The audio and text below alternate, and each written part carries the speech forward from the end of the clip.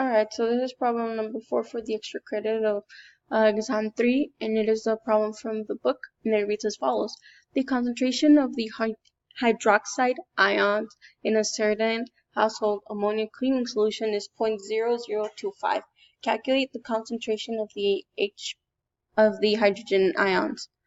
So before anything, in order to solve this problem, we must remember the relationship between the concentration of the hydroxide ion and the hydrogen ions in water, which would be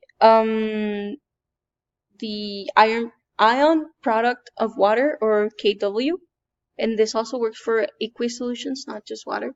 And that's going to be the concentration of the hydrogen ion times the concentration of the hydroxide ion is equal to 1.0 times 10 to the negative 14.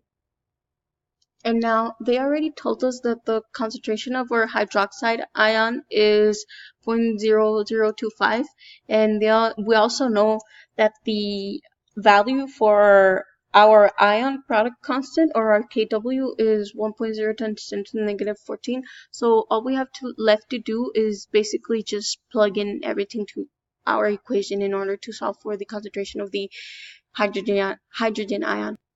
So that's going to be 1.0 times 10 to the negative 14, or ion product constant, equal to the concentration of our hydrogen ion times the concentration of our hydroxide ion.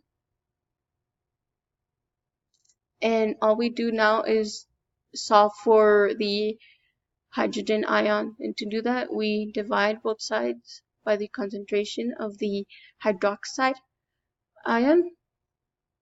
I'm saying ion a lot, I'm sorry. And that's going to give us the concentration for our hydrogen ion, which is going to be approximately 4.0 times 10 to the negative 12